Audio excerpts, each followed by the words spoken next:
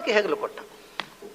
ಒಳಗಿಂದ ನಗು ಅವನಿಗೆ. ಯಾಕೆಂದರೆ ಹಿಂದಿನ ಜನ್ಮದಲ್ಲಿ ಭರತ ಚಕ್ರವರ್ತಿ ಆಗಿದ್ದೆ ನಾನು ಭರತ ಚಕ್ರವರ್ತಿ ಆಗಿದ್ದಾಗ ಈ ರಹುಗಣ್ಣಂಥವರೆಲ್ಲ ನನ್ನ ಪಾಲಕಿ ಹೊರತಿದ್ರು. ಇವತ್ತು ಅವನ ಪಾಲಕಿ ನಾನು ಹೊರಬೇಕು. ಬದುಕಿನ ಒಂದು ಬದಲಾವಣೆ. ಹಿಂದಿನ ಜನ್ಮದ ಸ್ಥಿತಿ ಈ ಜನ್ಮ ಸ್ಥಿತಿಯನ್ನು ಯೋಚಿಸಿಕೊಂಡು ಅವನಿಗೆ ಒಳಗಿನ ನಗು ಬರ್ತಾ ಇದೆ. ಆನಂದವಾಗಿ ಪಾಲಕಿ ಹೊತ್ಕೊಂಡು ಹೋಗ್ತಾ ಇದ್ದಾರೆ. ಆದರೆ ಪಾಲಕಿಯ ಬಗ್ಗೆ ನಿಗಾ ಇಲ್ಲ, ಪಾಲಕಿಯ ಮೇಲೆ ಕೂತವನ ಬಗ್ಗೆ ನಿಗಾ ಇಲ್ಲ. ಅವನಷ್ಟಕ್ಕೆ ಅಂತರ್ಮುಖವಾಗಿ ಅವನ ಚಿಂತನೆಯಲ್ಲೇ ಇದ್ದಾನೆ. ಪಾಲಕಿ ಡೋಲಾಯಮಾನ ಆಯ್ತು. ಏರು ತಗ್ಗಿನಲ್ಲಿ ಅವನು ನಡೆಯುವಾಗ ಅದು ಅಲ್ಲ, ನಮ್ಮ ಬೆಂಗಳೂರಿನ ರಸ್ತೆಗಳೇ ಹೀರೋ ಹೊಂಡಗಳಿರ್ತವೆ. ಅದರಲ್ಲಿ ಬರೀ ಹೊಂಡಗಳಲ್ಲ, ಹೀರೋ ಹೊಂಡಗಳಿರ್ತವೆ. ಆ ಕಾಲದಲ್ಲಿ ತಾರು ಹಾಕಿದ ರಸ್ತೆಗಳೇ ಅಲ್ಲ, ಹಳ್ಳಿ ರಸ್ತೆಗಳು ಹೆಂಗಿರಬೇಕು. ಆದರೂ ಇದಕ್ಕಿಂತ ಚೆನ್ನಾಗಿತ್ತು. ಇವು ತಾರು ಹಾಕಿದ್ರನ್ನೇ ರಸ್ತೆಗಳು ಓಡಾಡ್ಲಿಕ್ಕೆ ಆಗುದು. ಯಾಕೆಂದ್ರೆ ಒಂದು ದೊಡ್ಡ ಹೊಂಡ, ಆಮೇಲೆ ಒಂದು ದೊಡ್ಡ ಒಂದು ಹಂಪುಗಳು ಇರುತ್ತವೆ, ಒಂದು ಹೊಂಡಗಳಿರ್ತವೆ. ಒಂದು ಸಹಜ ರಸ್ತೆಗಳಿರೋದಿಲ್ಲ. ಏನು ನಾಗರಿಕತೆಯೋ ನನಗೆ ಅರ್ಥ ಆಗೋದಿಲ್ಲ. ಅದು ಮನುಷ್ಯನಿಗೆ ಹಿಂಸೆ ಕೊಡುವುದಕ್ಕೋಸ್ಕರ ನಾಗರಿಕತೆ ಇರುವುದೋ ಸೌಕರ್ಯಕ್ಕೋಸ್ಕರ ಅನ್ನೋದೇ ಒಮ್ಮೆ ಗೊಂದಲ ಆಗಿಬಿಡುತ್ತೆ. ಅಷ್ಟು ಕೆಟ್ಟು ನಾಗರಿಕತೆಯನ್ನು ನಾವು ಬೆಳೆಸ್ಕೊಂಡಿದ್ದೇವೆ. ಸರಿ, ಏರು ತಗ್ಗುಗಳಲ್ಲಿ ಇವನು ದೋಲಾಯಮಾನ ಆಯಿತು. ಮಹಾರಾಜ ಹೇಳಿದ, ಏನೋ ಸರಿ ಹೋಗು, ಪಾಲಕಿ ಹಿಡ್ಕೊಂಡು ಅವನಿಗೆ ಎಚ್ಚರ ಇಲ್ಲೇನು? ಯಾರನ್ನು ನೀನು ಹೊತ್ಕೊಂಡಿದ್ದಿ ಗೊತ್ತಾ? ಸಿಂಧು ಸೌವೀರ ದೇಶದ ಮಹಾರಾಜರ ಹೂಗಣ ಮೇಲೆ ಕೂತಿದ್ದಾನೆ, ಜಾಗ್ರತೆ ಅಂತಾನೆ. ಇವನು ಹೇಳ್ತಾನೆ, ಅಲ್ಲ ನನ್ನ ಹತ್ರ ಯಾಕೆ ಹೇಳ್ತೀಯ ಅದನ್ನು? ನೋಡು, ನೀನು ಪಾಲಕಿಯಲ್ಲಿದ್ದಿ, ಪಾಲಕಿ ನಿನ್ನನ್ನು ಹೊತ್ತುಕೊಂಡಿದೆ ಅಲ್ವಾ? ಪಾಲಕಿ ನನ್ನ ಹೆಗಲ ಮೇಲಿದೆ, ನನ್ನ ಹೆಗಲು ನನ್ನ ಎದೆ ಮೇಲೆ ಇದೆ, ನನ್ನ ಎದೆ ನನ್ನ ಹೊಟ್ಟೆಯ ಮೇಲಿದೆ, ನನ್ನ ಹೊಟ್ಟೆ ನನ್ನ ಸೊಂಟದ ಮೇಲಿದೆ, ನನ್ನ ಸೊಂಟ ನನ್ನ ಕಾಲುಗಂಟಿನ ಮೇಲಿದೆ, ಕಾಲುಗಂಟು ಜಂಘೆಯ ಮೇಲಿದೆ, ಜಂಘೆ ಕಾಲಿನ ಮೇಲಿದೆ, ಕಾಲು ಭೂಮಿಯ ಮೇಲೆ ಇದೆ. ಇಷ್ಟೇ. ಇವೆಲ್ಲ ಹೊತ್ತುಕೊಂಡ ಸಾಮಾನುಗಳು. ಮೂಲಾಧಾರ ಭೂಮಿಯನ್ನು ಭಗವಂತ ಹೊತ್ತುಕೊಂಡಿದ್ದಾನೆ. ನಿನ್ನನ್ನು ನಾನು ಹೊತ್ತುಕೊಂಡೇ ಇಲ್ಲ ಅಂತಾನೆ.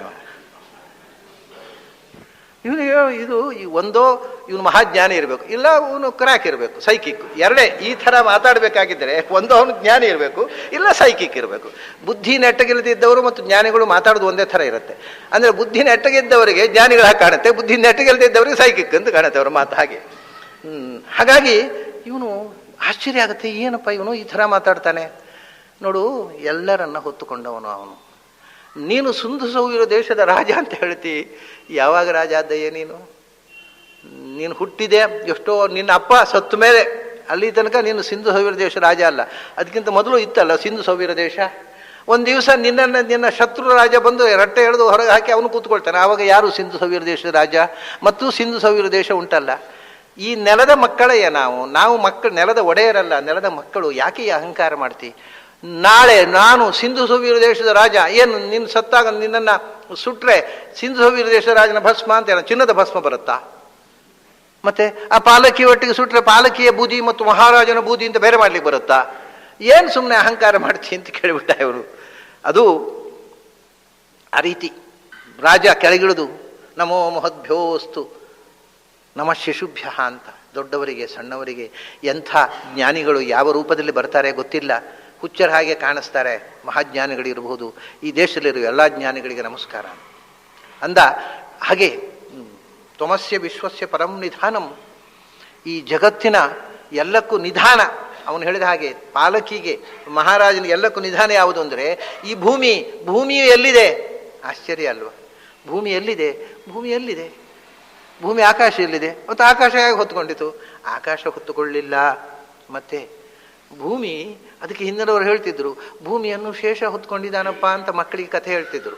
ಅದು ನಮ್ಮ ಕಾಲೇಜಿಗೆ ಹೋದ್ಮೇಲೆ, ಅಯ್ಯೋ ನಮ್ಮ ಅಜ್ಜಿ ಎಷ್ಟು ದಡ್ಡಿ, ಶೇಷ ಹೊತ್ಕೊಂಡಿದ್ದಾನೆ ಅಂತ ಹೇಳ್ತಾ ಇದ್ರು. ಶೇಷನನ್ನು ಯಾರು ಹೊತ್ಕೊಂಡಿದ್ದಾರೆ ಅದು ಗೊತ್ತಿಲ್ಲ ಅಜ್ಜಿಗೆ. ತಲೆ ನೆಟ್ಟಗಿಲ್ಲ, ನಮ್ಮ ಅಜ್ಜಿ ಬರೀ ದಡ್ಡಿ ಇದ್ಲು, ಶೇಷನನ್ನು ಯಾರು ಹೊತ್ಕೊಂಡಿದ್ದಾರೆ ಅಂತ. ಸಂಕರ್ಷಣ ಶಕ್ತಿ ಉಂಟು ಅಂತ ವಿಜ್ಞಾನ ಹೇಳುತ್ತೆ ಅಲ್ವ, ಆಕರ್ಷಣ. ಅದನ್ನು ಇವರು ಸಂಕರ್ಷಣ ಅಂದರು, ಅದು ಶೇಷ ಅಂತ ಕರೆದ್ರು. ಅದು ಯಾಕೆ ಅಂದರೆ ಯಾವುದು ಎಲ್ಲವೂ ನಾಶವಾದಾಗ ಕೊನೆಗೆ ಯಾವುದು ಶೇಷವಾಗಿ ಉಳಿಯುತ್ತೋ ಅಂಥ ಶಕ್ತಿ ಅಂತ. ಎಲ್ಲ when the matter is destroyed energy remains, ಅದು ಶೇಷ. ಎಲ್ಲವೂ ನಾಶವಾದಾಗ ಯಾವುದು ಉಳಿಯುತ್ತೋ ಅದಕ್ಕೆ ಶೇಷ ಅಂತ ಹೇಳೋದು.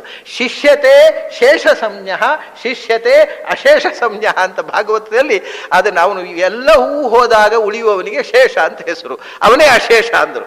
ಯಾವುದು ಶೇಷವೋ ಅದೇ ಅಶೇಷ. ಬ್ಯೂಟಿಫುಲ್ ಇವೆಲ್ಲ. ಅಂದರೆ ಹಿಂದಿನವರ ಕಲ್ಪನೆಯ ಹತ್ತಿರಕ್ಕೂ ಹೋಗೋದಿಲ್ಲ. ನಾವು ತಮಾಷೆ ಮಾಡ್ತೇವೆ, ಟೀಕೆ ಮಾಡ್ತೇವೆ ಅರ್ಥಾತ್. ಆದರೆ ಯಾಕೆ ಇದೆ ಗ್ರಾವಿಟೇಷನ್ನು? ಗ್ರಾವಿಟೇಷನ್ ಇದೆ. ಯಾಕೆ ಇದೆ? ಯಾಕೆಂದರೆ ಯಾವುದೇ ಎನರ್ಜಿ ಅನ್ನೋದು ಅದು ಒಂದು ಚೇತನಕ್ಕೆ ಸಂಬಂಧಪಟ್ಟದ್ದು, ಬರೀ ಜಡಕ್ಕೆ ಸಂಬಂಧಪಟ್ಟದ್ದಲ್ಲ. ಆದ್ದರಿಂದ ಅದಕ್ಕೆ ಒಂದು ಚೇತನ ಇದೆ, ಅದನ್ನು ಒಂದು ದೇವತಾ ಶಕ್ತಿ ಇದೆ. ಅದನ್ನು ಸಂಕರ್ಷಣ ಶೇಷ ಅಂತಲೂ ಕರೆದರು, ದೇವತೆಯನ್ನು ಕರೆದರು. ಬಟ್ ಸಂಕರ್ಷಣ ಶಕ್ತಿ ಅಂದರೆ ಆಕರ್ಷಣ ಶಕ್ತಿ ಅಂದರೆ ಒಂದೇ. ಯಾಕೆ ಹಿಡ್ಕೊಂಡಿದೆ ಅಂದರೆ ಆಕೃಷ್ಟಿ ಶಕ್ತಿಶ್ಚ ಮಹಿ. ಆರ್ಯಭಟ ನಮ್ಮ ದೊಡ್ಡ ಮಹಾನ್ ಜ್ಯೋತಿಷಿ, ಭಾರತದ ಜ್ಯೋತಿಷ್ಯ ಗ್ರಂಥಗಳಲ್ಲೇ ಆಚಾರ್ಯ ಪುರುಷ, ಅವನು ಹೇಳಿದ್ದು ಆಕೃಷ್ಟಿ ಶಕ್ತಿಶ್ಚ ಮಹಿ, ಭೂಮಿಯ ಆಕರ್ಷಣ ಶಕ್ತಿಯಿಂದ ನಿಂತಿದೆ ಅಂತ ಹೇಳಿದ್ದಾನೆ. ಸೊ ಹಿಂದಿನವರು ಇದನ್ನೆಲ್ಲ ಹೇಳಿದ್ರಪ್ಪ, ನಿನಗೆ ಅರ್ಥ ಆಗದೇ ಇದ್ದರೆ ಅರ್ಥ ತಿಳ್ಕೊಳ್ಳಿಕ್ಕೆ ಪ್ರಯತ್ನ ಮಾಡಬೇಕು, ಹಾಗೆ ಗೊಂದಲ ಮಾಡ್ಕೋಬಾರದು ಅಂತ ಹೇಳಿದೆ ಆಕೆ. ಅದರಿಂದ ಭೂಮಿಯನ್ನು ಹೊತ್ತುಕೊಂಡದ್ದು ಯಾವುದು? ಶೇಷ ಆಕರ್ಷಣ ಶಕ್ತಿ. ಆಕರ್ಷಣ ಶಕ್ತಿ ಕೊಟ್ಟವನು ಯಾರು? ಅದರಲ್ಲೂ ಆಕರ್ಷಣ ಶಕ್ತಿಯಾಗಿ ಇಡೀ ಪ್ರಪಂಚವನ್ನು, ಇಡೀ ಬ್ರಹ್ಮಾಂಡವನ್ನು ಹೊತ್ತವನು ಯಾರು? ಅದರ ನಂತರ ಅದು ವಾಯುದೇವರು. ವಾತಾವರಣದಲ್ಲಿ ನಿಂತಿದೆ ಅಂತೇವಲ್ಲ, ಶೇಷನನ್ನು ಹೊತ್ತವನು ಯಾರು ಅಂದರೆ ವಾಯು ಅಂದರು. ಯಾಕೆಂದರೆ ಎಲ್ಲಿದೆ ಅಂದರೆ ಅಟ್ಮಾಸ್ಫಿಯರು, ವಾತಾವರಣವನ್ನು ಧಾರಣೆ ಮಾಡಿದವನು ಯಾರು? ಭಗವಂತ. ಅದೇ ಶೇಷ ಅಂದರು, ವಾಯುಕೂರ್ಮ ಅಂದರು, ವಿಷ್ಣು ಕೂರ್ಮ ಅಂದರು. ಇದರ ಹಿನ್ನೆಲೆಯಲ್ಲಿರ್ತಕ್ಕ ಇಡೀ ಪ್ರಪಂಚವನ್ನು ನಿರಾಲಂಬವಾಗಿ ಆಕಾಶದಲ್ಲಿದೆ, ಅದಕ್ಕೆ ಆಲಂಬನವಾಗಿ ಶೇಷ ಶಕ್ತಿ ಇದೆ, ಅದಕ್ಕೂ ಆಧಾರವಾಗಿ ವಾಯುಶಕ್ತಿ ಇದೆ, ಅದಕ್ಕೂ ಆಧಾರವಾಗಿ ವಿಷ್ಣು ಶಕ್ತಿ ಇದೆ. ಅದು ಸರ್ವ ನಿಧಾನ. ಅದೇ ತ್ವಮಸ್ಯ ವಿಶ್ವಸ್ಯ ಪರಂ ನಿಧಾನಂ. ಎಲ್ಲದರ ಕೊನೆಯ ಆಧಾರ ನೀನು. ನಿನಗೆ ಇನ್ನೊಂದು ಆಧಾರ ದೇವರು ಎಲ್ಲಿದ್ದಾನೆ ಅಂದರೆ ಎಲ್ಲವೂ ಭಗವಂತನ ಆಶ್ರಯಿಸಿಕೊಂಡಿದೆ. ದೇವರು ಯಾವುದನ್ನು ಆಶ್ರಯಿಸಿಕೊಂಡಿದ್ದಾನೆ? ಅವನು ಸ್ವಾಧಾರ, ಸ್ವೇ ಮಹಿಮ್ನಿ ಪ್ರತಿಷ್ಠಿತ. ಅವನು ಇನ್ನೊಂದು ಆಧಾರದಲ್ಲಿಲ್ಲ, ಅವನಿಗೆ ಅವನೇ ಆಧಾರ. ತ್ವಮವ್ಯಯ ಶಾಶ್ವತ ಧರ್ಮಗೋಪ್ತ. ಮತ್ತೆ ಹಾಗಲ್ಲ, ಅದೆಲ್ಲ ಸರಿ. ಈಗ ಕೃಷ್ಣ ಸರ್ವಸಮರ್ಥ, ಸರ್ವಗತ. ಅವನು ಆಫ್ಟರ್ ಹಿಸ್ ರಿಟೈರ್ಮೆಂಟ್ ಮತ್ತೆ ಯಾರು ಅಪಾಯಿಂಟ್ ಆಗೋದು? ಅವನು ರಿಟೈರ್ ಆದಮೇಲೆ ಮತ್ತೆ ಆ ಪೋಸ್ಟಿಗೆ ಬರೋರು ಯಾರು ಅಂದರೆ ಅವ್ಯಯ ಅಂದರು. ಏನಪ್ಪ ಗೌರ್ಮೆಂಟ್ ಜಾಬ್ ಅಂತ ತಿಳ್ಕೊಂಡ್ಯ ದೇವರು ಅಂದರೆ? ಅವ್ಯಯ ಅಂದರೆ ಅದು ಅನ್ಚೇಂಜಬಲ್, ಬದಲಾವಣೆ, ರಿಟೈರ್ಮೆಂಟು. ಅವನು ವಯಸ್ಸಾಯಿತು, ಇನ್ನು ರಿಟೈರ್ ಆಗೋ ಮತ್ತೊಂದು ದೇವರನ್ನು ಅಪಾಯಿಂಟ್ ಮಾಡಿ ಯಾರು ಮಾಡಬೇಕು? ಇವನು ರಿಟೈರ್ ಮಾಡೋ ಯಾರು, ಅಪಾಯಿಂಟ್ ಮಾಡೋರು ಯಾರು? ಅದು ಬದಲಾವಣೆ ಇಲ್ಲದ, ಏರುಪೇರುಗಳಿಲ್ಲದ, ನಿವೃತ್ತಿ ಇಲ್ಲದ, ಅದು ಅನಾದಿ ಅನಂತ ಕಾಲದವರೆಗೆ ಇರತಕ್ಕಂಥ ಶಕ್ತಿ. ಅವ್ಯಯ ಶಾಶ್ವತ ಧರ್ಮಗೋಪ್ತ. ಜಗತ್ತಿನಲ್ಲಿ ಧರ್ಮ ರಕ್ಷಣೆ ಮಾಡೋದು ಅವನು ಹೇಳ್ತಾನಲ್ಲ ಕೃಷ್ಣ, ಧರ್ಮ ಸಂಸ್ಥಾಪನಾರ್ಥಾಯ ಸಂಭವಾಮಿ ಯುಗೆ ಯುಗೆ ಅಂತ ಮೊದಲೇ ಬಂದಿದೆ. ಧರ್ಮದ ರಕ್ಷಣೆಗೋಸ್ಕರ ನಾನು ಬಂದಿದ್ದೇನೆ ಅಂತ. ಅದಕ್ಕೆ ಅರ್ಜುನ ಹೇಳ್ತಾನೆ, ಹೌದು ನನಗೆ ಮನವರಿಕೆಯಾಯಿತು ಈಗ. ಆವಾಗ ನೀನು ಹೇಳಿದಿ, ಆವಾಗ ರಥದಲ್ಲಿ ಕೂತು ಕುದುರೆ ಚಾಟಿ ಹಿಡ್ಕೊಂಡು ಹೇಳಿದಾಗ ಎಷ್ಟು ಅತಿಶಯೋಕ್ತಿ ಏನೋ ಅಂತ ಅನ್ನೋ ಸಂಶಯ ಬಂದುಬಿಟ್ಟಿತ್ತು ನನಗೆ. ನೀನು ಧರ್ಮ ರಕ್ಷಣೆ ಮಾಡೋದಾ, ಕುದುರೆ ಗಾಡಿ ಹೊಡೆಯುವ ಅಂತ. ಈಗ ಗೊತ್ತಾಯ್ತು ನನಗೆ, ಈ ಜಗತ್ತಿನ ಧರ್ಮ ಸಂಸ್ಥಾಪಕ ನೀನು ಅನ್ನೋದು ನನಗೆ ಈಗ ಗೊತ್ತಾಯಿತು. ಧರ್ಮಗೋಪ್ತ. ಎಂಥ ಧರ್ಮ? ಶಾಶ್ವತವಾಗಿ ಧರ್ಮವನ್ನು ರಕ್ಷಿಸುವವ ಮತ್ತು ಶಾಶ್ವತವಾದ ಧರ್ಮವನ್ನು ರಕ್ಷಿಸುವವ. ಶಾಶ್ವತ ಧರ್ಮಗೋಪ್ತ. ಗೋಪ್ತ ಅನ್ನೋದಕ್ಕೆ ಕೂಡ ಅನೇಕ ಬಹಳ ಸೊಗಸಾದಂಥ ಶಬ್ದ ಇದು. ಧರ್ಮವನ್ನು ರಕ್ಷಿಸುವವನು ಮತ್ತು ಧರ್ಮವನ್ನು ಮುಚ್ಚಿಡುವವನು. ಎಷ್ಟೋ ಸರ್ತಿ ಧರ್ಮ ಯಾವುದು ಅಂತ ಗೊತ್ತಾಗದ ಹಾಗೆ ರಿವೀಲ್ ಮಾಡೋದೇ ಇಲ್ಲ, ನೀನು ಅದು ಮುಚ್ಚಿಟ್ಬಿಡ್ತೀಯ. ಆದ್ದರಿಂದ ಎಷ್ಟೋ ಜನ ಧರ್ಮವನ್ನು ಅಧರ್ಮ ಅಂತ ತಿಳ್ಕೊಂಡು ಬಿಡ್ತಾರೆ, ಅಧರ್ಮವನ್ನು ಧರ್ಮ ಅಂತ ತಿಳ್ಕೊಂಡು ಬಿಡ್ತಾರೆ. ಯಾಕೆಂದರೆ ನಿಜವಾದ ಧರ್ಮ ಯಾವುದು ಅಂತ ನೀನು ಸ್ಪಷ್ಟವಾಗಿ ತೋರಿಸದೆ ಅದನ್ನು ಮುಚ್ಚಿಡ್ತೀಯ. ಒಮ್ಮೊಮ್ಮೆ ಯಾರು ಅರ್ಹರು ಬಂದರೂ ಆಗ ಮಾತ್ರ ಬಿಚ್ಚಿಕೊಳ್ತೀಯ, ಎಲ್ಲಾನು ಮುಚ್ಚಿಡ್ತೀಯ. ಅಂತೂ ಕೆಲವೊಮ್ಮೆ ರಕ್ಷಣೆ ಮಾಡೋದಕ್ಕೋಸ್ಕರ ಮುಚ್ಚಿಡಬೇಕಾಗಿಲ್ಲ. ನಮ್ಮಲ್ಲಿ ಒಳ್ಳೆಯ ಆಭರಣ, ಬಂಗಾರ ಗಿಂಗಾರ ಇದ್ದರೆ ಅದನ್ನು ಅಂಗಳದಲ್ಲಿ ಬಿಚ್ಚಿಡ್ತೇವೆ. ಅದು ಇಟ್ಟರೆ ಮತ್ತೆ ಎರಡನೇ ನಾವು ಮನೆ ಇರೋಲ್ಲ ಅಲ್ಲಿ ಅಷ್ಟೇ. ಅದರಿಂದ ಅದಕ್ಕೆ ಒಳ್ಳೆ ಕವಾಟು ಗಿವಾಟು ಅಲ್ಮೇರ ಅದನ್ನು ಲಾಕರ್ನಲ್ಲಿ ಹಾಕಿ ಅದಕ್ಕೊಂದು ಪೆಟ್ಟಿಗೆ ಒಂದು ಬಟ್ಟೆಯಲ್ಲಿ ಸುತ್ತಿ, ಆಮೇಲೆ ಪೆಟ್ಟಿಗೆ ಒಳಗಿಟ್ಟು, ಪೆಟ್ಟಿಗೆಯನ್ನು ಒಂದು ಲಾಕರ್ನ ಒಳಗಿಟ್ಟು, ಆ ಲಾಕರ್ಗೆ ಲಾಕ್ ಮಾಡಿ, ಆ ಲಾಕರನ್ನು ಒಂದು ಕೋಣೆ ಒಳಗಿಟ್ಟು, ಆ ಕೋಣೆಗೂ ಬೀಗ ಹಾಕಿ ಏನೇನೋ ಮಾಡ್ತೇವೆ. ಹಾಗೆ ಅದು ಮುಚ್ಚಿಡುವುದು ಯಾಕೆ ಅಂದರೆ ರಕ್ಷಣೆಗೋಸ್ಕರವೇ. ಗೋಪ್ತ ಅನ್ನೋದಕ್ಕೆ ಸಂಸ್ಥೆಯಲ್ಲಿ ಮುಚ್ಚಿಡುವುದು ಮತ್ತು ರಕ್ಷಿಸುವುದು ಅಂತ ಎರಡು ಅರ್ಥ. ಯಾಕೆಂದರೆ ರಕ್ಷಿಸುವುದು ಎರಡು ಕಾರಣಕ್ಕೋಸ್ಕರ. ಯಾವುದಕ್ಕೋಸ್ಕರ? ಒಂದು, ಅಮೂಲ್ಯವಾದದ್ದನ್ನು ಮುಚ್ಚಿಡುವುದು ರಕ್ಷಣೆಗೋಸ್ಕರ. ಕೆಲವು ಅಪ್ರಯೋಜಕವಾದ್ದನ್ನು ಮುಚ್ಚಿಡ್ತೀವಿ, ಯಾಕೆಂದರೆ ಮರ್ಯಾದೆ ಉಳಿಯೋದಕ್ಕೋಸ್ಕರ. ಅದೆಲ್ಲ ಮನೆಯಲ್ಲಿದೆ ಅಂತ ಗೊತ್ತಾದರೆ ಏನೋ ಕಸ, ಹರುಕು ಮುರುಕು ಬಟ್ಟೆಗಳು, ಹರುಕು ಮುರುಕು ಫರ್ನಿಚರು ಎಲ್ಲ, ಇವತ್ತು ಗೆಸ್ಟ್ ಬರ್ತಾರೆ ಅದನ್ನೆಲ್ಲ ಒಂದು ಕೋಣೆಯಲ್ಲಿ ಹಾಕಿ ಬೀಗ ಹಾಕಿಬಿಡು ಅಂತ. ಅದು ಯಾಕೆಂದರೆ ಅದು ಹೊರಗೆ ಕಂಡ್ರೆ ಇವ್ರ ಮನೆ ಗೊತ್ತಾಗ್ಬಿಡುತ್ತೆ, ಅವ್ರ ಸ್ವರೂಪ ಸಾಕ್ಷಾತ್ಕಾರ ಆಗಿಬಿಡುತ್ತೆ ಬಂದ ಅತಿಥಿಗಳಿಗೆ. ಅದಕ್ಕೆ ನಮ್ಮಲ್ಲಿರುವ ದೌರ್ಬಲ್ಯವನ್ನು ಮುಚ್ಚಿಡ್ತೇವೆ, ಅಮೂಲ್ಯವಾದ್ದನ್ನು ಮುಚ್ಚಿಡ್ತೇವೆ. ಮುಚ್ಚಿಡುವುದು ಎರಡೇ, ಒಂದು ಅದು ಪ್ರೆಷಸ್ ಆಗಿರಬೇಕು, ಇಲ್ಲೇ ಮರ್ಯಾದೆ ಹೋಗುವಂಥ ಸಂಗತಿ ಆಗಿರೋ ಅವು ಮುಚ್ಚಿಡ್ತೇವೆ. ಅದರಿಂದ ನೀನು ಧರ್ಮವನ್ನು, ಧರ್ಮದ ಮಾನ ಉಳಿಸುವುದಕ್ಕೋಸ್ಕರ, ಧರ್ಮದ ಅಮೂಲ್ಯತೆಯನ್ನು ತುಡಿಸೋದಕ್ಕೋಸ್ಕರ ಒಮ್ಮೊಮ್ಮೆ ಮುಚ್ಚಿಡ್ತೀಯ, ಮುಚ್ಚಿಟ್ಟುದ ರಕ್ಷಣೆ ಮಾಡ್ತೀಯ. ಮತ್ತು ಈ ಧರ್ಮರಕ್ಷಣೆ ಅನ್ನೋದು ಒಂದು ಯಾವುದೋ ಒಂದು ಕಾಲಘಟ್ಟಕ್ಕೆ ಸೀಮಿತ ಅಲ್ಲ, ಶಾಶ್ವತಂ, ಅನಾದಿ ಅನಂತ ಕಾಲದವರೆಗೂ ಧರ್ಮ ರಕ್ಷಣೆ ಮಾಡ್ತಕ್ಕಂಥವನು. ಮತ್ತು ಶಾಶ್ವತವಾದ ಧರ್ಮವನ್ನು ರಕ್ಷಣೆ ಮಾಡ್ತೀನಿ ಅಂತ. ಧರ್ಮದಲ್ಲಿ ಎರಡು ಥರ ಇದೆ, ಕೆಲವು ಶಾಶ್ವತ ಧರ್ಮ, ಕೆಲವು ಅಶಾಶ್ವತ ಧರ್ಮ ಅಂತ. ಈಗ ಸಾಮಾಜಿಕ ಧರ್ಮ ಅಂತಿದೆ, ಅವು ಶಾಶ್ವತ ಅಲ್ಲ. ಈಗ ರಸ್ತೆಯಲ್ಲಿ ಹೋಗುವಾಗ ಈ ಕೀಪ್ ಲೆಫ್ಟ್ ಎಡಕ್ಕೆ ಅದು ಶಾಶ್ವತ ಧರ್ಮ ಏನೂ ಅಲ್ಲ. ಈ ಒಟ್ಟಾರೆ ಯಾವುದಾದ್ರೂ ಒಂದು ಸೈಡ್ನಲ್ಲಿ ಹೋಗ್ಬೇಕಪ್ಪ, ಮತ್ತೆ ಒಂದೋ ಎಡದಲ್ಲೇ ಹೋಗಬೇಕು, ಒಂದೋ ಬಲದಲ್ಲೇ ಹೋಗಬೇಕು, ಒಂದು ನಿಯಮ ಬೇಕು. ಅದರಿಂದ ಅಶಾಶ್ವತ ಧರ್ಮ ಅಂತ. ಅಂದರೆ ಸೋಷಿಯಲ್ ಅಡ್ಜಸ್ಟ್ಮೆಂಟ್, ಸಾಮಾಜಿಕವಾದ ಹೊಂದಾಣಿಕೆಗೋಸ್ಕರ ಮಾಡಿಕೊಳ್ಳತಕ್ಕಂಥ ಶಿಸ್ತು ನಿಯಮಗಳಿವೆಯಲ್ಲ, ಅದು ಸೋಷಿಯಲ್ ಡಿಸಿಪ್ಲಿನ್ನು, ಅದು ಶಾಶ್ವತ ಅಲ್ಲ.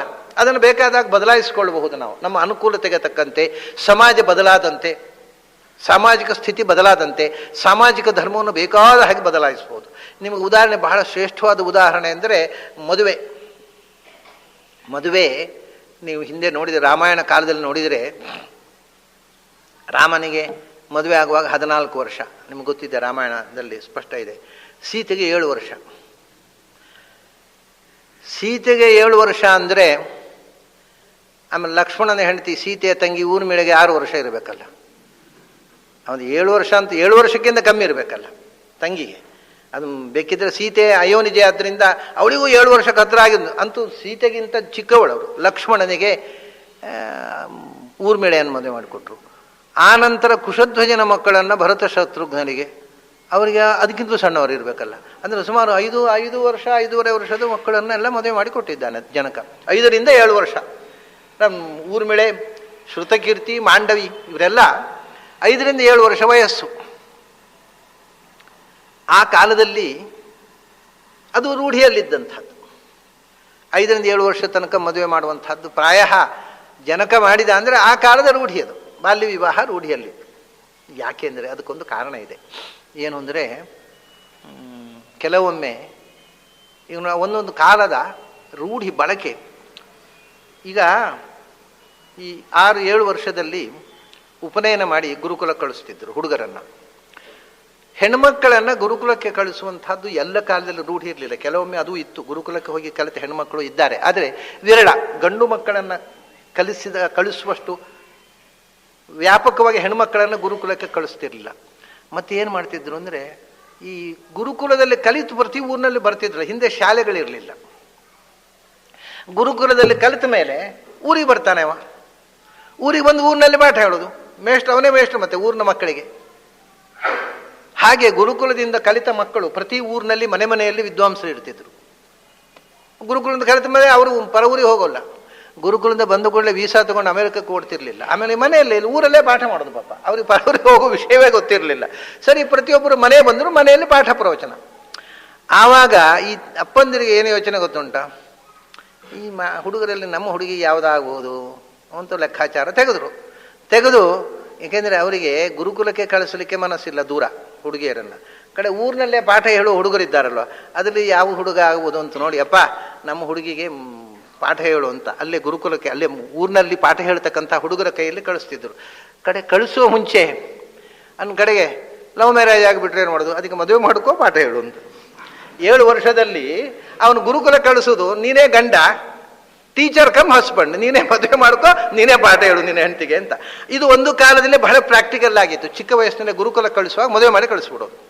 ಆವಾಗ ಬಾಲ್ಯ ವಿವಾಹ ಅನ್ನೋದು ತುಂಬ ಅಗತ್ಯ ಇತ್ತು ಮತ್ತು ಅರ್ಥಪೂರ್ಣವಾಗಿತ್ತು. ಆಮೇಲೆ ಗುರುಕುಲ ಪದ್ಧತಿ ಬದಲಾಯಿತು. ಆಮೇಲೆ ಶಿಕ್ಷಣ ರೀತಿಯೇ ಬದಲಾಯಿತು. ಆಗ ನೀವು ಮಹಾಭಾರತ ಕಾಲಕ್ಕೆ ಬಂದರೆ, ರಾಮಾಯಣ ಕಾಲದಿಂದ ಮಹಾಭಾರತ ಕಾಲಕ್ಕೆ ಬಂದರೆ, ಮಹಾಭಾರತದಲ್ಲಿ ಮದ್ದಿಗೆ ಬೇಕು ಅಂದರೆ ಒಂದು ಬಾಲ್ಯ ವಿವಾಹ ಸಿಗೋಲ್ಲ. ಮದ್ದಿಗೆ ಒಂದು ತೆಗೆದುಕೊಡಿ ಅಂದರೆ ಬಾಲ್ಯ ವಿವಾಹ ಇಲ್ಲ. ಮಹಾಭಾರತದಲ್ಲಿ ಎಲ್ಲ ಪ್ರೌಢ ವಿವಾಹ, ಪೂರ್ತಿ 100ಕ್ಕೆ 100ರಷ್ಟು ಪ್ರೌಢ ವಿವಾಹ.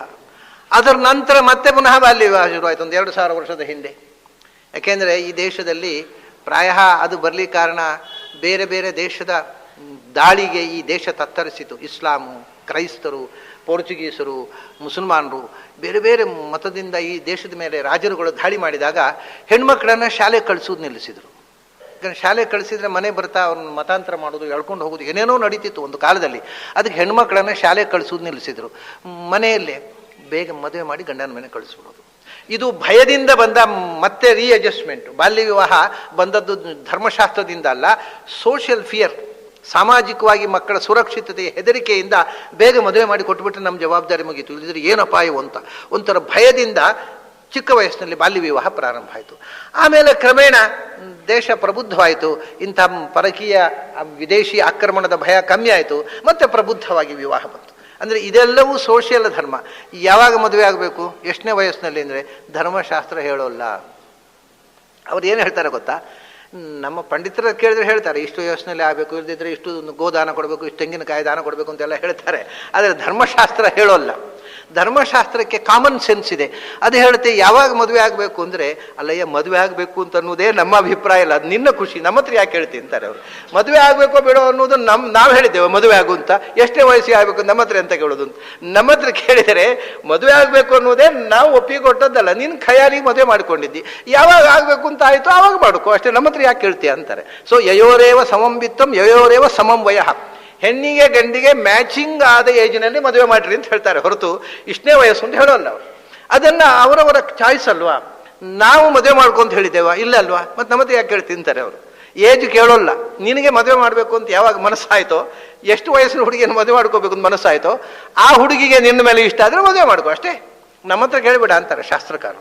ಅಂದ ಬಾಲ್ಯ ವಿವಾಹ, ಪ್ರೌಢ ವಿವಾಹ ಇದೆಲ್ಲವೂ ಸಾಮಾಜಿಕವಾದ ಬದಲಾವಣೆಯಿಂದ ಆದಂಥ ಧರ್ಮಗಳು, ಇವೆಲ್ಲ ಸೋಷಿಯಲ್ ಧರ್ಮಗಳು, ಶಾಶ್ವತ ಧರ್ಮ ಅಲ್ಲ.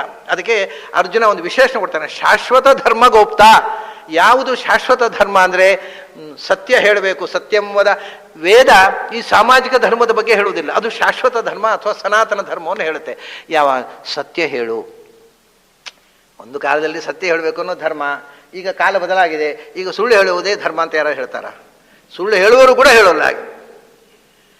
ಹಾಗೇನೆ ಧರ್ಮಂ, ಸತ್ಯ, ಪ್ರಾಮಾಣಿಕತೆ, belief in god, V trust in god ಅಂತ ಅಮೇರಿಕದವರು ನಾಣ್ಯದಲ್ಲಿ ಪ್ರಿಂಟ್ ಮಾಡಿಬಿಟ್ಟಿದ್ದಾರೆ. ಹಾಗೆ ದೇವರ ನಂಬಿಕೆ, ಇದೆಲ್ಲ ಶಾಶ್ವತ ಧರ್ಮ ಅಂತ ಹಿಂದಿನವರು. ಅದು ಒಂದು ಕಾಲದಲ್ಲಿ ದೇವರನ್ನು ನಂಬಬೇಕಿತ್ತು, ಈಗ ಅಗತ್ಯ ಇಲ್ಲ. ಅದನ್ನ ದೇವರನ್ನು ನಂಬದೇ ಇರೋ ಧರ್ಮ, ಅದು ಆ ಪ್ರಶ್ನೆಯೇ ಇಲ್ಲ. ಇದೆಲ್ಲ ಕೆಲವು ಶಾಶ್ವತ ಧರ್ಮಗಳು ಏನಿದೆ ಅದನ್ನು ವೇದ ಹೇಳುತ್ತೆ, ಅದನ್ನು ಭಗವಂತ ರಕ್ಷಣೆ ಮಾಡ್ತಾನೆ, ಅದಕ್ಕೋಸ್ಕರ ಅವತಾರ ಮಾಡೋದು. ಸಾಮಾಜಿಕ ಧರ್ಮದನ್ನ ರಿಪೇರಿ ಮಾಡೋದಕ್ಕೋಸ್ಕರ ಭಗವಂತ ಅವರದಲ್ಲ, ನಾವೇ ಬೇಕಾದಾಗ ಮಾಡಿಕೊಳ್ಬೇಕಷ್ಟೇ. ಅದರಿಂದ ಶಾಶ್ವತ ಧರ್ಮ ಗೋಪ್ತ ಅಂತ ಹೇಳಿ. ಶಾಶ್ವತ ಧರ್ಮ, ಅಶಾಶ್ವತ ಧರ್ಮಗಳು ಬೇಕಾದಷ್ಟು ಇರ್ತವೆ, ಅವು ಸಾಮಾಜಿಕವಾಗಿ ಬದಲಾವಣೆ ಆದಾಗ ಆಗ್ತಾ ಇರುತ್ತೆ. ಅದರಿಂದ ಏನು ಮೂಲ ಧರ್ಮದ ಮೂಲ ಸ್ಪಿರಿಟ್ಗೆ ಬಾಧಕವಾಗದಂತೆ ನಾವು ಮಾಡಿಕೊಳ್ಳತಕ್ಕಂಥ ಸೋಷಿಯಲ್ ಅಡ್ಜಸ್ಟ್ಮೆಂಟ್ಸ್, ಅದೆಲ್ಲ ಅಮೆಂಡ್ಮೆಂಟ್ಸ್.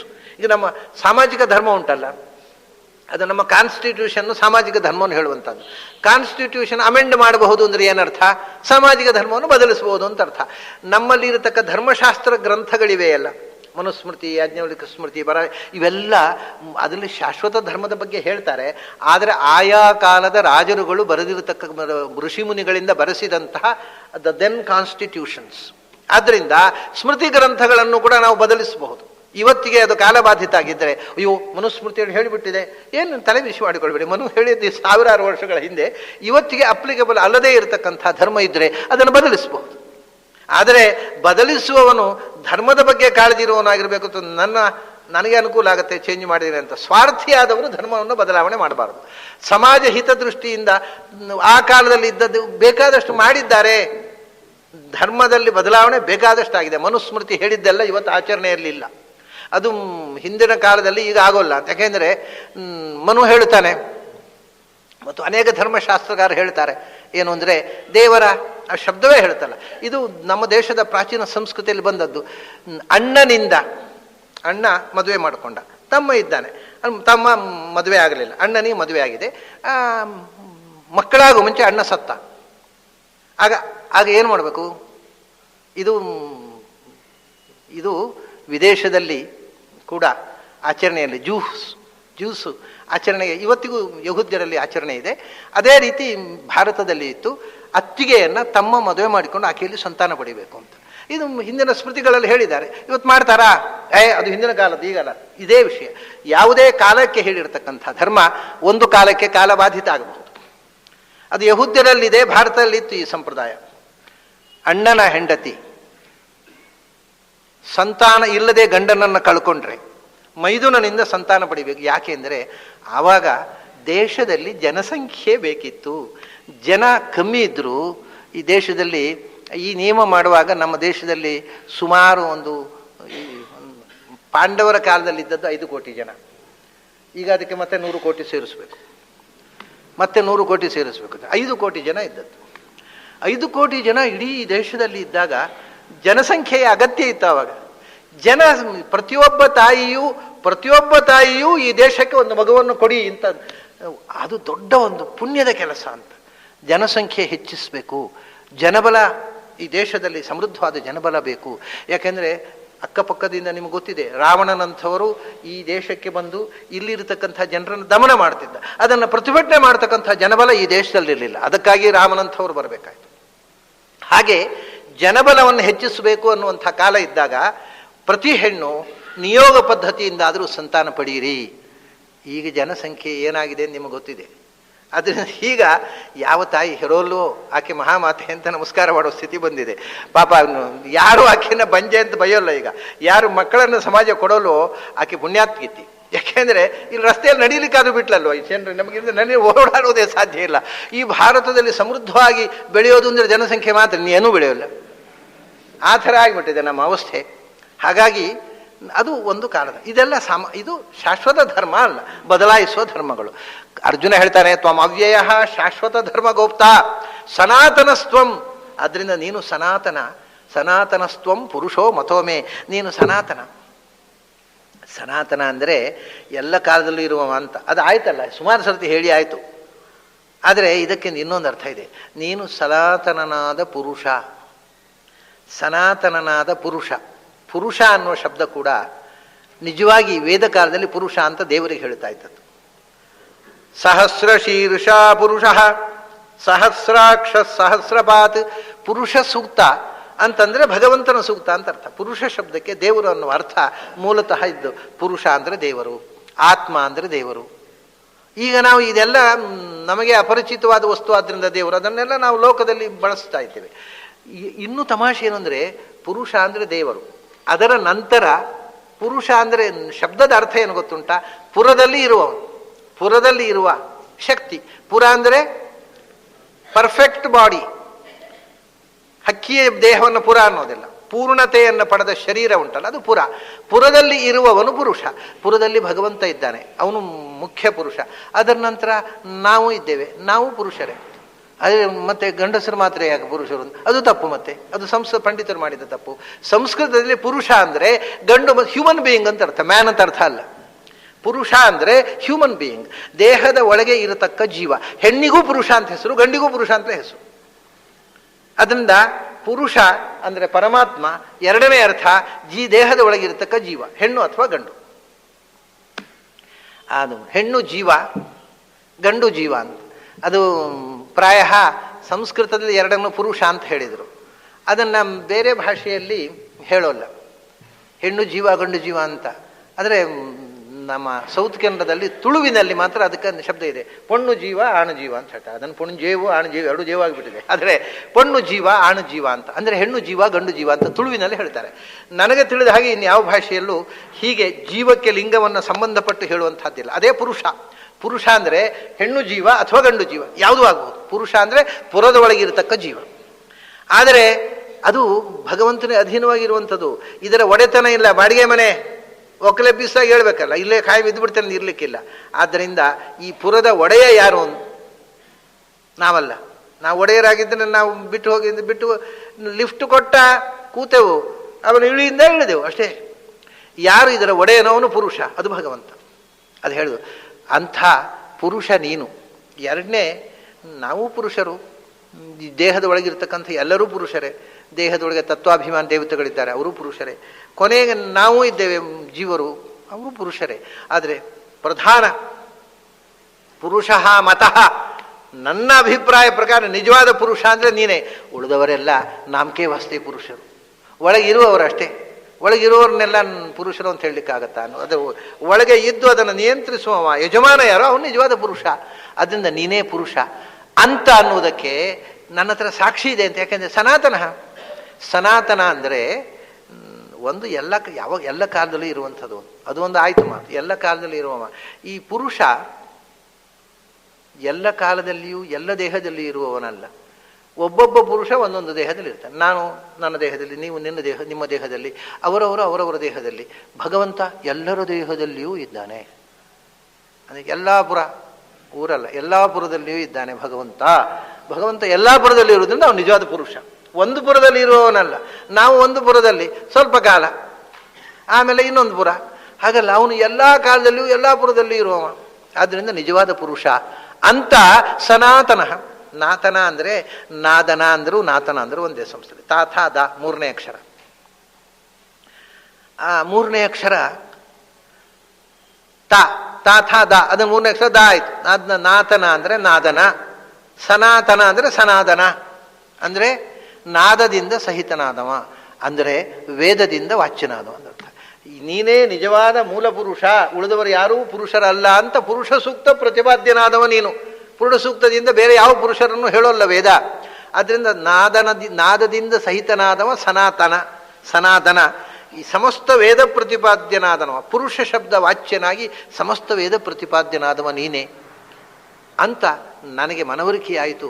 ವೇದ ಪ್ರತಿಪಾದ್ಯನಾದವ ಯಾರು ಅಲ್ಲಪ್ಪ, ನಮ್ಮ ಗಾಡಿಯಲ್ಲಿ ಕೂತವ, ಚಾಟಿ ಹಿಡ್ಕೊಂಡು ಕುದುರೆಯನ್ನು ನಡೆಸಿದಂಥ ಶಕ್ತಿ ಅದು ಬರೇ ನನ್ನ ಗಾಡಿಯ ಸಾರಥಿ ಅಲ್ಲ, ಪ್ರತಿಯೊಬ್ಬರ ಗಾಡಿಯ ಸಾರಥಿ ಅವನೇ.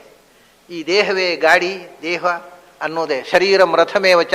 ಈ ಶರೀರ ಅನ್ನುವ ರಥದಲ್ಲಿ ಕೂತು ನಮ್ಮ ಇಡೀ ಮನುಕುಲದ ಎಲ್ಲ ಶರೀರವನ್ನು, ಪುರವೇ ಗಾಡಿ ಅಲ್ವ, ಎಲ್ಲ ಪುರವನ್ನು ಅದರೊಳಗೆ ಕೂತು ನಿಯಂತ್ರಿಸುವ ಸಾರಥಿ ಈ ಒಂದು ರಥದ ಸಾರಥಿ ಅಲ್ಲ, ಪ್ರಪಂಚದ ಪ್ರತಿಯೊಂದು ಪಿಂಡಾಂಡದೊಳಗೆ ಇದ್ದು ಜೀವಜಾತದ ಸಾರಥಿ ನೀನು ಅನ್ನೋದು ಈಗ ತಿಳಿಯಿತು.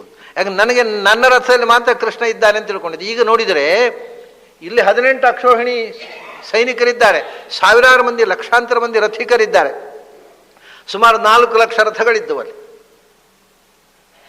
ಆ 4 ಲಕ್ಷ ರಥಗಳು, ಅದರಲ್ಲಿ 4 ಲಕ್ಷ ರಥದಲ್ಲಿ 4 ಲಕ್ಷ ಸಾರಥಿಗಳಿದ್ರು. ಈಗ ನೋಡಿದರೆ ಆ ಎಲ್ಲ ಸಾರಥಿಗಳ ಒಳಗೆ ನೀನೇ ಕಾಣಿಸ್ತಾ ಇದ್ದಿ. ಈ ಎಲ್ಲ ರಥದೊಳಗೂ ಅಷ್ಟೇ ಅಲ್ಲ, ಪ್ರತಿಯೊಂದು ಜೀವದೊಳಗೆ ಸಾರಥಿಯಾಗಿ ಅವನು ಯುದ್ಧಕ್ಕೆ ಬಂದಂತಹ ಜೀವದ ದೇಹದ ಸಾರಥ್ಯ ಮಾಡುವವನು, ಇಡೀ ವಿಶ್ವದ ಸಾರಥಿ ನೀನು ಅಂಥ ನೀನು ನನ್ನ ರಥದಲ್ಲಿ ಸಾರಥಿಯಾಗಿ ಬಂದೇ ಅಲ್ಲ ಕೃಷ್ಣ. ಆ ಒಂದು ವಿಸ್ಮಯ, ಆನಂದ ಎಂಥದ್ದೊಂದು ಈ ವಿಷಯ ತಿಳಿದಾಗ, ಅಂಥ ಇಡೀ ವಿಶ್ವದ ಸಾರಥಿ ನನ್ನ ರಥದಲ್ಲಿ ಕೂತಿದ್ದಾನೆ, ಚಾಟಿ ಹಿಡಿದು ನನ್ನ ಕುದುರೆ ನಡೆಸ್ತಾ ಇದ್ದಾನೆ ಅನ್ನುವ ಅನುಭವವೇ, that very vision, very experience is fantastic. ಅದು ಅದ್ಭುತ, ರೋಮಾಂಚಕಾರಿಯಾದ ಅನುಭವ. ಅಂಥ ನಿನಗೆ ನಮಸ್ಕಾರ ಅಂತ ಕೃಷ್ಣನನ್ನು ನೋಡಿ, ತಾನು ತನ್ನ ಹತ್ತಿರವೇ ಇದ್ದ ವಸ್ತುವನ್ನು ಎಷ್ಟೋ ಜನ ತುಂಬ ಸಲುಗೆಯಿಂದ, ನಮ್ಮ ಹತ್ತಿರ ಇರುವವನು ನಮ್ಮ ತಾಯಿಯ ಅಣ್ಣ ಅಲ್ವಾ, ಸೋದರ ಮಾವ, ವಸುದೇವ ನಮ್ಮ ಸೋದರ ಮಾವನ ಮಗ, ಹೀಗೇ ತಿಳಿದು ಬಿಟ್ಟೆ ಅಲ್ಲಪ್ಪ.